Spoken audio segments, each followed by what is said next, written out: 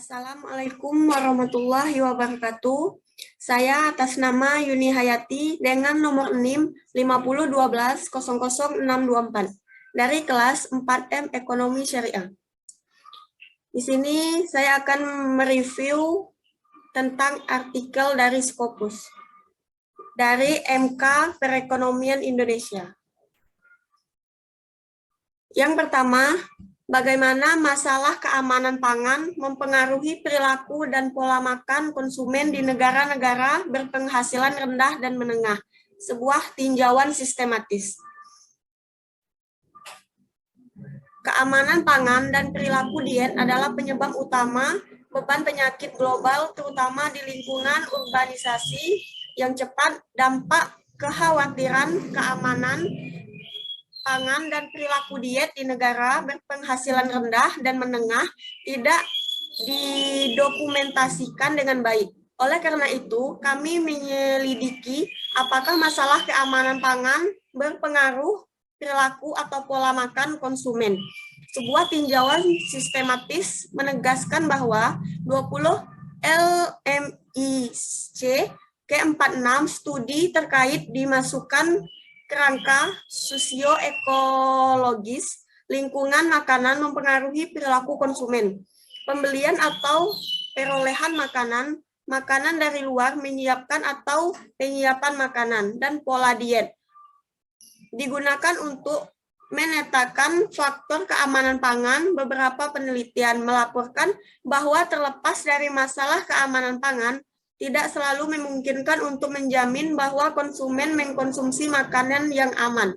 Hambatan terjangkau dapat diakses dan menarik kekhawatiran utama termasuk pestisida, pupuk, kebersihan di dalam dan di sekitar toko kelontong, praktik penjualan tidak sehat, dan metode penyimpanan persiapan di rumah. Kekhawatiran ini dapat mengurangi konsumsi makanan yang berasal dari hewani dan buah-buahan dan sayuran segar.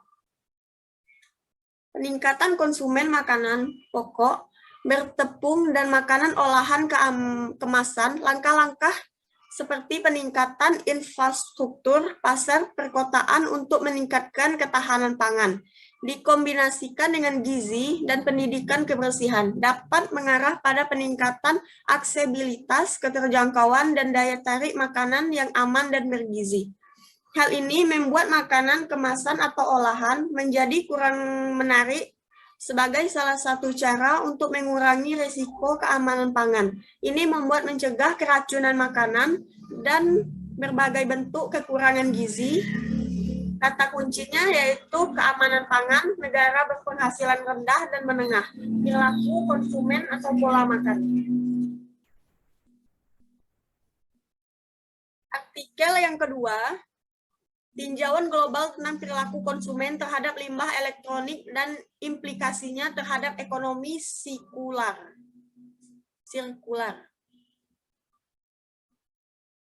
Untuk mengatasi peningkatan fenomenal dalam produk elektronik EWC atau end-life, perilaku konsumen di akhir masa pakai perlu diselidiki secara menyeluruh. Pengguna akhir dan konsumen merupakan titik awal waste untuk memulai perjalanan ke berbagai rute dalam sirkular ekonomi. Berbagai penggunaan kembali, perbaikan, daur ulang elektronik seringkali akhirnya dibuang ke tempat pembuangan akhir sebagai akibat pembuangan limbah elektronik yang tidak dapat oleh konsumen dalam berbagai limbah rumah tangga. Dengan mempelajari perilaku konsumen, Anda dapat mengidentifikasikan pendekatan dengan untuk mencapai CL. Artikel di banyak jurnal ilmiah mempublikasikan EWC dan pengetahuan konsumen dengan kesadaran akan konsumsi, pembuangan, dan penyimpanan, daur ulang, dan perilaku perbaikan. Ada kesenjangan pengetahuan yang besar dalam cara mengintegrasikan pemahaman tentang perilaku konsumen terhadap limbah elektronik di dalam model CE. Artikel ini mengulas 109 makalah penelitian yang diterbitkan dalam jurnal peer review internasional yang diidentifikasikan dalam basis data kolektif inti Web of Science, menggunakan metode analisis konten analitik dan validasi yang digunakan dalam artikel. Dengan demikian, kami bertujuan untuk mengisi kesenjangan ini. Untuk kerangkanya, yang berfokus pada sektor limbah elektronik, termasuk inisiatif kebijakan dan inovasi model bisnis. Studi yang diidentifikasi yang disajikan di sini memberikan titik awal yang berharga bagi para peneliti yang memulai studi EWASE dalam kaitannya dengan perilaku konsumen. Kata kuncinya, perilaku konsumen, limbah peralatan listrik dan elektronik, produk dan konsumsi berkelanjutan, pembuangan, mendaur ulang, perspektif sastra. Yang ketiga, shifting consumer behavior to address climate change, mengubah perilaku konsumen untuk mengatasi perubahan iklim. Kami meninjau artikel terbaru tentang cara mengubah perilaku konsumen untuk meningkatkan dampaknya terhadap iklim. Secara khusus, kami fokus pada artikel yang menggunakan intervensi eksperimental untuk mengukur perilaku aktual. Gunakan kerangka kerja SHIFT untuk menentukan peringkat hasil dan mengategorikan strategi perubahan perilaku berdasarkan 5 faktor psikologi. Dampak sosial misalnya memberitahu orang lain bahwa mereka beralih ke pola makanan nabati. Ini mengadakan urutan makan siang tanpa daging. Kebiasaan misalnya B bekerja dengan konsumen untuk membangun pabrik berbasis nilai baru, mengurangi sisa makanan, mengurangi berbagai atribut tidak etis dari satu produk dan nyata, misalnya konkret mengungkapkan masa dan produk didaur ulang meningkatkan perilaku daur ulang.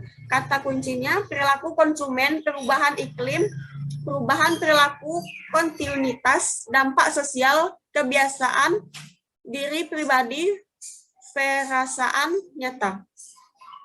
Yang keempat, tempe a traditional fermented food of Indonesia and its health benefits. Makanan berfermentasi tradisional Indonesia dan memanfaatkan bagi kesehatan.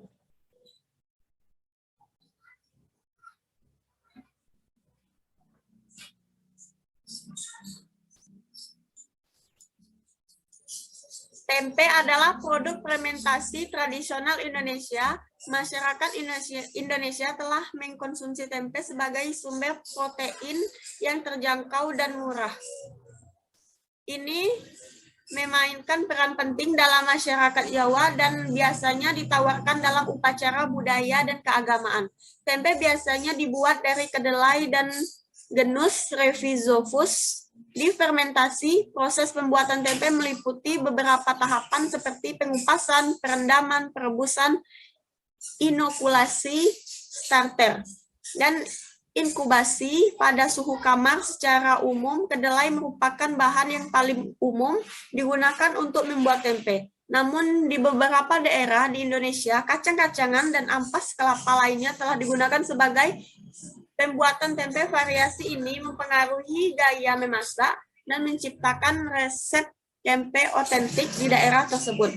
Tempe dianggap sebagai makanan super yang tidak hanya mengandung nutrisi, tetapi juga beberapa senyawa bioaktif. Dalam tinjauan ini, usul-usul tempe mengelola tempe ditinjau dari sejarah, pengelolaan nutrisi, dan bagaimana pengaruh terhadap perkembangan berbagai spesies tempe, kuliner turunan, komponen nutrisi, dan efek menguntungkan dari konsumsi tempe.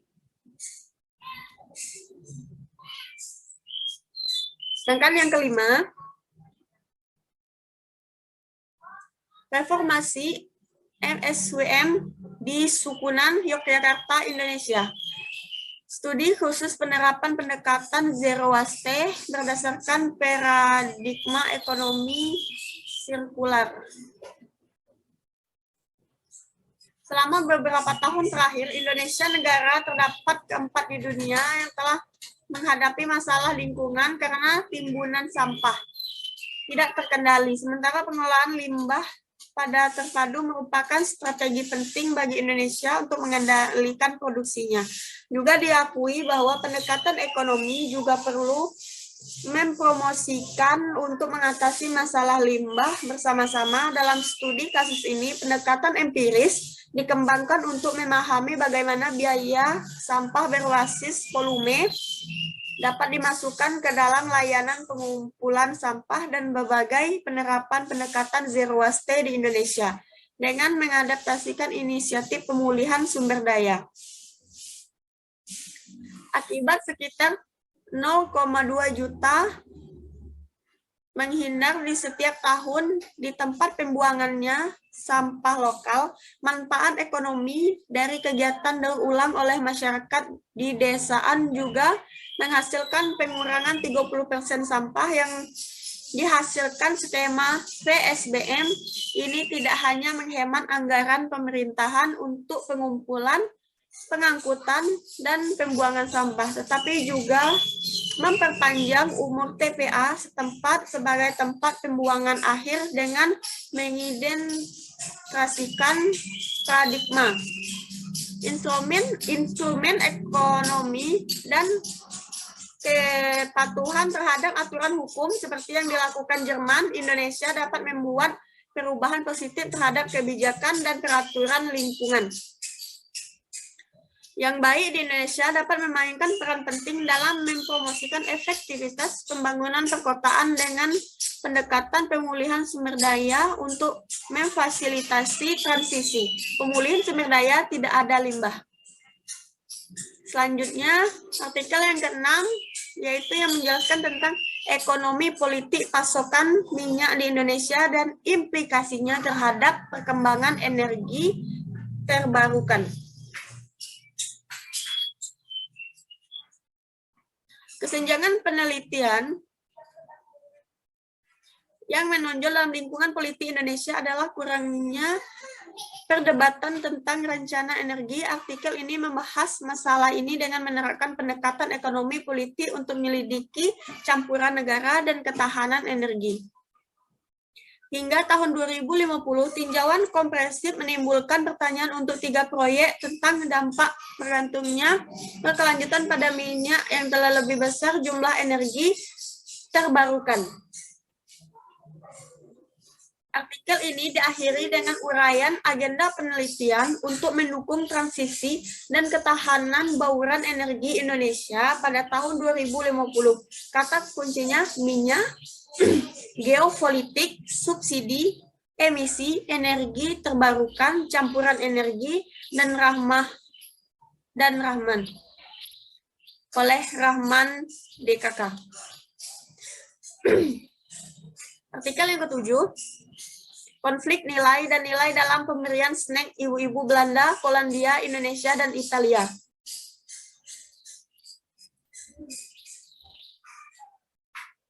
Penelitian ini berfokus pada potensi konflik nilai dan mengkaji nilai dalam keputusan ibu tentang jajanan untuk disajikan kepada anaknya. Studi ini mengkaji apakah budaya nasional tercermin dalam nilai-nilai ibu ketika memilih hadiah untuk anak mereka. Ibu-ibu Belanda dan Polandia lebih mementingkan kesehatan camilan. Sedangkan ibu-ibu Indonesia dan Italia lebih mementingkan selera anak-anak mereka. Data juga ditunjukkan tingkat penetrasi spesifik antara nilai kebangsaan, kenyamanan sangat penting bagi ibu Belanda. Menghormati makanan organik khas ibu Polandia dan agama memainkan untuk ibu Indonesia di semua budaya. Nilai-nilai yang paling bertentangan yang disebutkan Italia lainnya di semua budaya. Nilai-nilai yang sering bertentangan yang disebutkan kesehatan, yang berkaitan dengan kesehatan. Yang ke-8, sampah laut di Indonesia. Tinjauan peneliti dan status.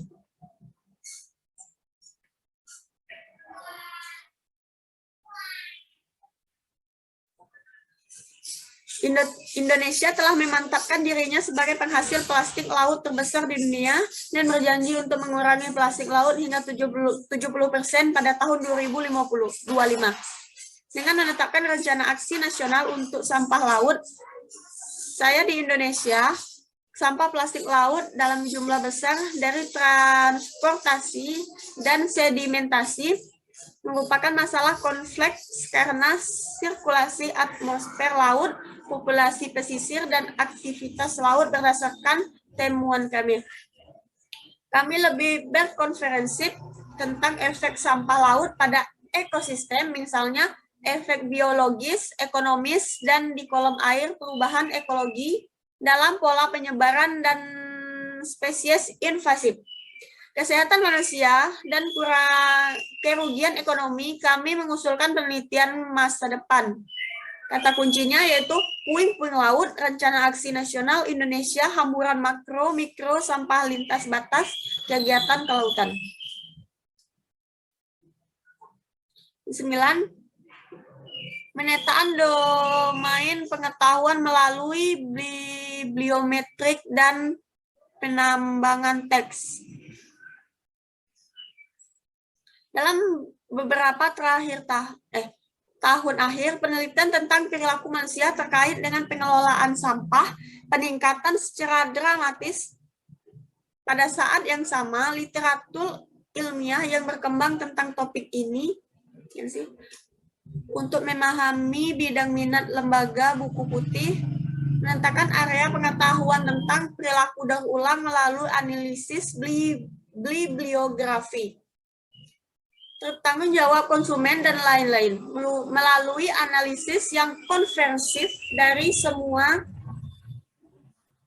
pemangku kepentingan di bidang penelitian, ambil pandangan yang lebih luas. Kata kuncinya yaitu perilaku daur ulang, pemetaan dominan pengetahuan, analisis bibliometrik, studi sastra sistematis. Yang ke-10, kendaraan roda 2 bertenaga untuk mobilisasi berkelanjutan, tinjauan tentang adopsi konsumen terhadap sepeda motor listrik.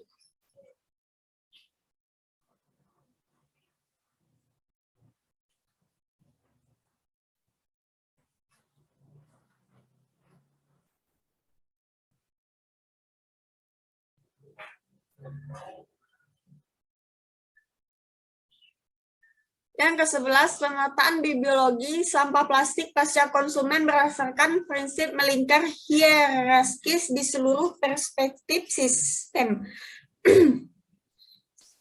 Jurnal ini menjelaskan tentang model produksi dan konsumsi dominan saat ini didasarkan pada model ekonomi linier, di mana bahan mentah diekstraksikan, diproses, dikonsumsi, dan dibuang adalah pendataan sistematik regeneratif untuk membangun ekonomi yang memandang sampah sebagai sumber daya yang berharga untuk diolah sebagai menjadi perekonomian, untuk memahami strategi melingkar untuk perubahan sistematik sebagai sarana untuk memecahkan masalah sampah listrik.